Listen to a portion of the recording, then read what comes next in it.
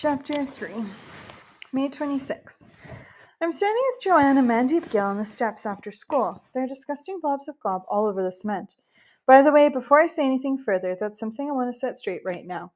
This may come as a surprise to any of you guys who might read this, but hucking gob is definitely not cool. It is definitely not the least bit attractive, and I don't know whatever gave you the notion that it is. Really? Like, I want to be sliding in your body fluids everywhere I walk?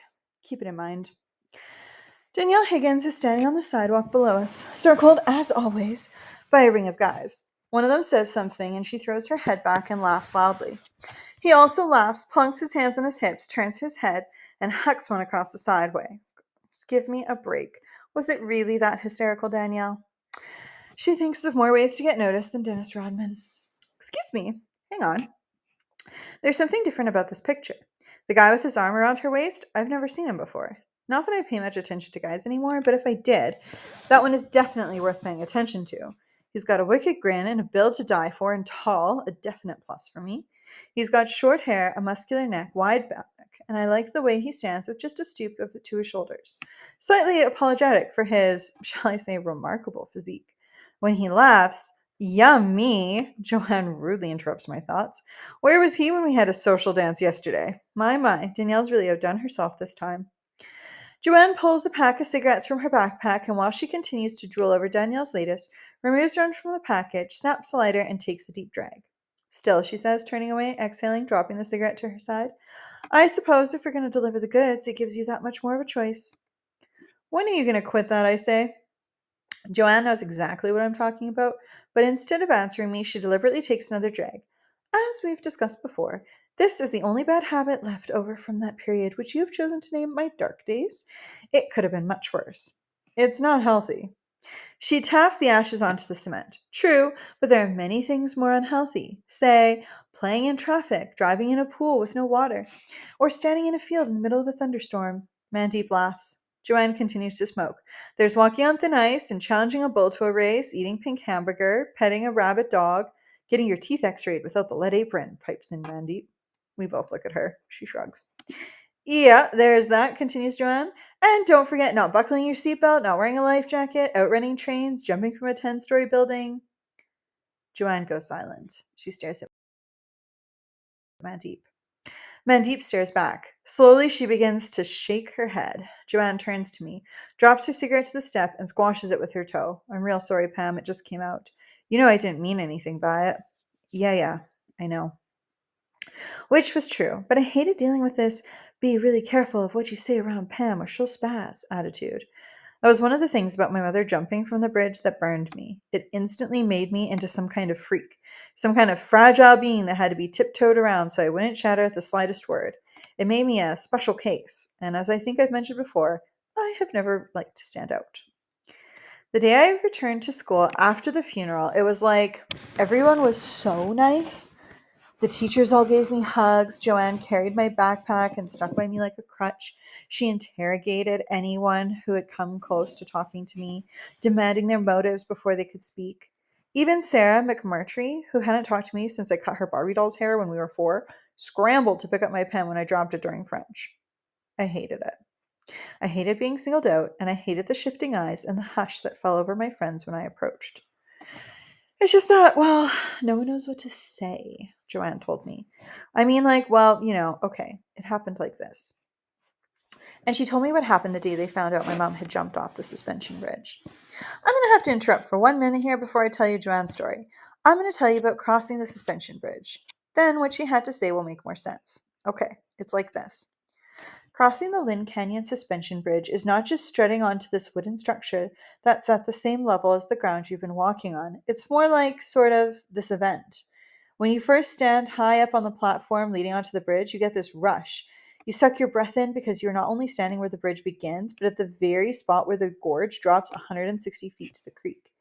And although you know in your head that a swinging bunch of cable, wood, and chicken wire has not fallen down yet, common sense tells you it's not smart to walk off the edge of a cliff. So you stand there looking across to the other side, then down at how you're supposed to get there. Now, because the bridge has this major dip in it, you clamp your hands to the cables on each side, and you don't step so much, but more like dive onto it. At first, you try and control your speed, but the bridge drops steeply into the gorge, and your feet get away from you.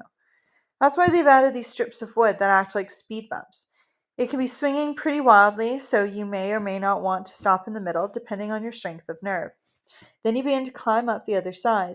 You go slower because of how steeply it rises, but you're feeling good that you're more than halfway there. You have to work hard, hanging tightly to the cables to pull you up, using the speed bumps to brace your feet. And there you are, safe, with the bridge swinging in the canyon behind you. Now, that's if you do it alone. That's become a rarity. Tourists love the suspension bridge. They love to cross it in herds. You can just imagine how it pitches back and forth with lots of people on it, especially if you get some wise guy that figures he needs to stand in the middle and heave on the cables to turn into some kind of ride. But now, Joanne's story. It was like this. Mrs. Dalrymple came in to tell us about your mom during social class, and no one could believe it. All day, that's all anybody could talk about. Everyone cried and said how awful it was and how we felt so sorry for you and for your dad. And then after school, we were sitting under the cover next to the bike stands when Carol Sanchez said that the worst person to lose in the world would be her mother. That started it. Some of the guys disagreed with her, and that got everyone talking. Linda Yip insisted it'd be much worse for her if it was her grandmother. John Robble said it would be his father. Danielle said it would definitely be her sister. Everyone talked louder. Then Tony Lasterman seemed to get mad and said he couldn't care less about his mother, but he never wanted to lose his brother. Danny Kim said he'd pay to have someone take out his brother. By then, the talking had turned to shouting. Suddenly, Mike Ortega stood up and shouted above everyone else, "Yeah, but jumping off the suspension bridge would be the worst way to go." This made everybody go quiet. Of course, we'd all been thinking about that, but nobody had said it. I mean, you know how scary it is up there, and how when we were kids we used to talk about what it would be like if we fall off, all the things we'd imagine. Like, what would it be like to let go and fall into nothing? Would you pass out? Would you be killed by hitting the canyon walls on the way down? Would you get impaled on a tree? Would you bounce at the bottom or just go splat? I guess silently we were all thinking these things. Tony Lasterman was the first to break the silence. "Do you think they got all of her?" We all looked at him. It was like he knew what we were thinking. "Well, you know as well as I do, they couldn't just pick her up and carry her out. They'd have to scrape her off. Maybe they didn't get all of her." "We thought seriously about this," Joanne told me. "Mike Ortega got all excited. What if she broke into a whole bunch of pieces? What if they missed one, a foot or an eyeball or something?" John Robble began to unlock his bike. There might still be brains stuck to the rock. At this point, Linda Yip told them how disgusting they were being and how they didn't have one manner between them, and that it was not only morbid but in extremely bad taste to discuss the physical condition of the dead. They considered this for maybe half a second. Mike ran to the bike stand and jumped on his bike. "Maybe her hair caught on one of the cables and her head is still swinging beneath the bridge." He tore off, and so did all of us behind him. Joanne continued. "It was raining that day, and half of us fell on the way there, slipping in mud puddles and tripping over our own feet. We were like this frenzied pack, pounding along the road, past the ecology center, past the concession stand, and down to the steps to the foot of the bridge. Nobody stopped. They just kept on going, screaming and hollering as they stampeded over the edge and poured onto the bridge. Except me. I was the last. I stood at the foot, barely able to breathe, my heart whacking on my chest. I couldn't do it. If there was something to see, I didn't want to see it. I loved your mom, Pam. She was the best. Instead, I followed the fence 100 feet down the gorge, where I could see them lined up along the bridge. They stretched from one end to the other. And you know what I heard? I heard that piercing shriek of the gulls above me. I heard the splash of rain on the leaves around me. I heard the rush of water falling far, far below me. But not a single sound came from that still bridge. Not the creak of a cable, not a single word spoken. Only terrified silence. What I saw was a row of small, frightened faces strung across the canyon, looking into the gorge that swallowed your mother. And I guess that's why nobody knew what to say to you, Pam.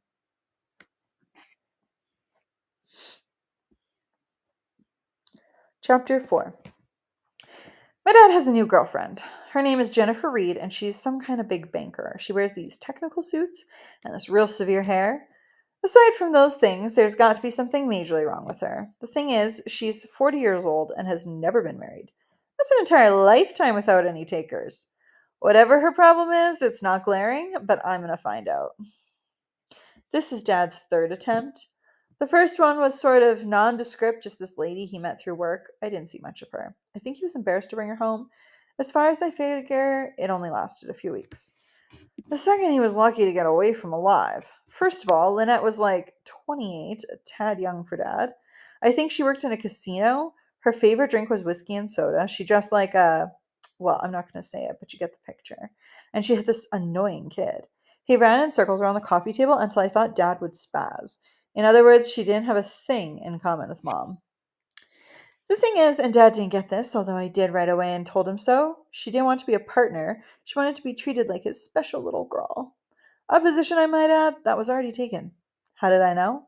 Well, just let me say, women know women. She wanted to go to this restaurant and that movie. She only drank this type of wine and hated Dad's chili. She couldn't stand his blues CDs and refused to walk if they could drive. She whined and whined and whined, and being in sort of a vulnerable mood, Dad always gave in.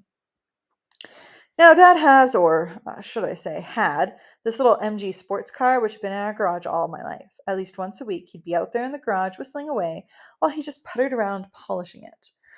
On sunny days, he'd take Mom or me for rides along Lower Marine Drive with a big smile on his face and the smell of the sea in our hair. We'd swing through the forest, past the glittering ships until we reached Horseshoe Bay. Then we'd eat fish and chips at Trolls while we watched the ferries come in. Mom never drove the MG. Once when Dad was away, I suggested we take it out. She said she'd rather not. She said it wasn't that she didn't want to drive it, or for that matter that Dad didn't want her to drive it, but because it was Dad's and there were very few things that he could call his own. This would always be one of them. Like I said, Lynette didn't think the same as Mom. The day she creamed it, all she was going to do was zip around the corner for some cigarettes. 5 minutes at the most, maybe 10. Until at that point, Dad had nicely refused her.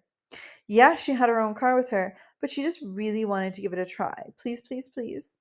I saw Dad's face twitch with doubt. All right, he finally said in a tired voice he uses with me sometimes. I wanted to jump in and stop her. Dad's look told me, don't.